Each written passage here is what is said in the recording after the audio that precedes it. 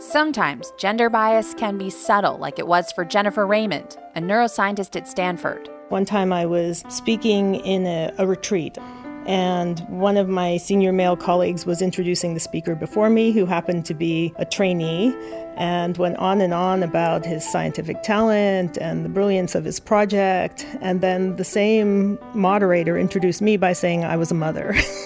Or it could be overt, as it was for women of a slightly older generation. MIT biologist Nancy Hopkins recalls the time she met Francis Crick, the man who co-discovered the structure of DNA.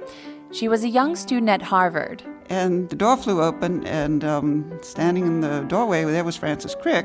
Recognized him at once. I looked up, and he zoomed across the room, put his hands on my breast, and said, "What are you working on?" And I thought, whoa, this is an awkward situation right here. Well, what do I do here? I've got to get out of this without embarrassing this man.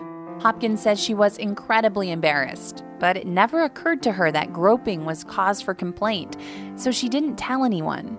Later, when Hopkins started her own lab in the 1970s, she started noticing that when women scientists made important discoveries, they weren't as referenced or as valued as their male colleagues. So you just kept trying harder and harder and harder.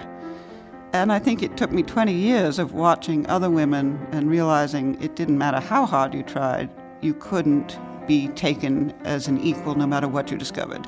And this revelation was a huge blow to Hopkins. She actually thought about leaving science altogether. It was like trying to fill a bucket that had a hole in the bottom of it. You know, you kept doing more and more work, but the work kept running out the bottom of the bucket.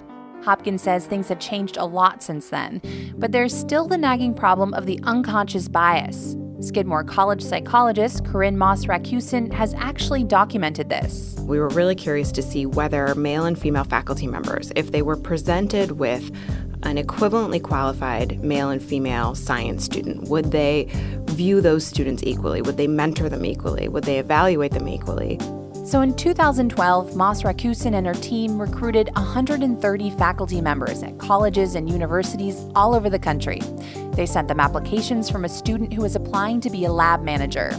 Everything in the application was exactly the same, except that half the participants got applications from a female and half got applications from a male. The results were pretty surprising. When the student is described as female, faculty members rate her as less competent than the identical male student.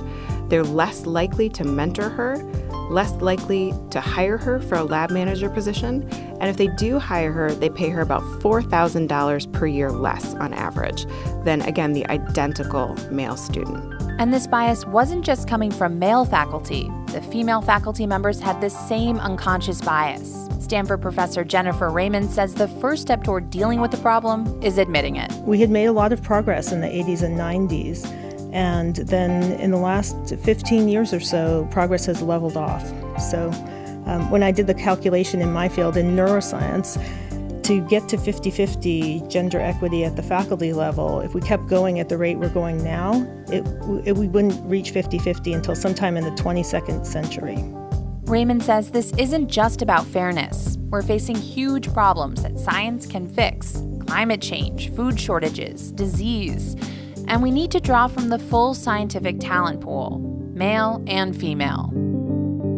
For Philosophy Talk, I'm Caitlin Esch.